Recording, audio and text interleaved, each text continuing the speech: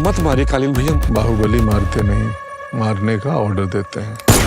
मिर्जापुर को फिल्म में लाने का फैसला या तो बहुत बड़ा मास्टर स्ट्रोक है या फिर बहुत बड़ा रिस्क, क्योंकि पिछले 8 साल से जिस दुनिया और जिन किरदारों को हमने मोबाइल और टीवी स्क्रीन पर देखा है, अब वही किरदार बड़े पर्दे पर वापस आ रहे हैं। ट्रेलर देखकर पहले फीलिंग यही आती है कि यह फिल्म सेंसर बोर्ड के लिए बिल्कुल नहीं बनी है। मिर्जापुर की पहचान रही है हिंसा, डार्क कॉमेडी, बेबाकी, और वही वाइब यहाँ अभी भी पूरी ताकत के साथ मौजूद है। ऐसा लग रहा है जैसे मेकर्स ने साफ तय कर लिया हो कि इस दुनिया को ज्यादा साफ सुथरा बनाकर पेश नहीं करना है। सबसे अच्छी बात यह है कि फिल्म सिर्फ स्पिन ऑफ या पुराने किरदारों को दोबारा दिखाने वाली कहानी नहीं लग रही, बल्कि ऐसा महसूस होता है जैसे मिर्जापुर की दुनिया को बड़े पर्दे पर एक नए चैप्टर के साथ उतारा गया है। 3 मिनट के ट्रेलर में सिर्फ नए सीन नहीं है, बल्कि पिछले 8 साल की यादें भी साथ साथ चलती हैं। कोई पुराना चेहरा दिखाई देता है तो पिछला सीजन याद आ जाता है, कोई डायलॉग सुनाई देता है तो पुराना सीन आंखों के सामने आ जाता है, और यही इस ट्रेलर की सबसे बड़ी ताकत बन जाता है। पुराने किरदारों को वापस लाना आसान है, लेकिन उन्हें देखकर वही पुरानी एक्साइटमेंट पैदा करना मुश्किल होता है, और यहाँ ट्रेलर उस टेस्ट में काफी हद तक पास होता दिखाई देता है। खासकर कालीन भैया की मौजूदगी बहुत दमदार लगती है। सीरीज के सफर में उनकी सत्ता धीरे धीरे कमजोर पड़ती दिखाई दी थी, लेकिन फिल्म के ट्रेलर में उनकी प्रेजेंस फिर से दमदार महसूस हो रही है।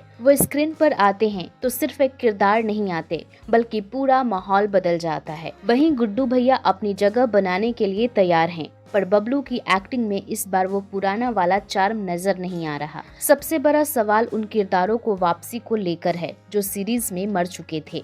वो वापस कैसे आए हैं, इसका जवाब तो फिल्म ही देगी। लेकिन थिएटर में जब कोई पुराना चेहरा स्क्रीन पर दोबारा दिखाई देगा, उस वक्त फैंस का रिएक्शन देखने लायक जरूर होगा। यही वो अनुभव है जो OTT पर अकेले बैठकर देखने से बिल्कुल अलग होगा। मेकर्स ने पुराने डायलॉग्स, रेफरेंस और चेहरों का इस्तेमाल अच्छे तरीके से किया है। अगर फिल्म सिर्फ पुराने डायलॉग और पुराने चेहरों को जोड़कर बनाई जाती तो सवाल उठता कि इसे दोबारा देखने की जरूरत क्या है। लेकिन ट्रेलर कम से कम ऐसा इम्प्रेशन नहीं देता, जहां एक पल आप किसी सीन पर हंस रहे होते हैं और अगले ही पल समझ आता है कि मामला तो काफी गंभीर हो चुका है। फीमेल्स कैरेक्टर्स को लेकर भी फिल्म काफी बेबाक नजर आ रही है। उनकी पावर, सेक्सुअल रिलेशनशिप्स और एग्रेशन को ट्रेलर ज्यादा बचने की कोशिश नहीं करता। अब देखना दिलचस्प होगा कि जिन स्टैंडर्ड्स से लोग मेल कैरेक्टर्स को जज करते हैं, क्या वही स्टैंडर्ड्स फीमेल कैरेक्टर्स पर भी लागू किए जाते हैं या नहीं। मिर्जापुर का एक और अंडररेटेड हिस्सा इसका म्यूजिक है, और ट्रेलर में भी इसकी अहमियत साफ महसूस होती है।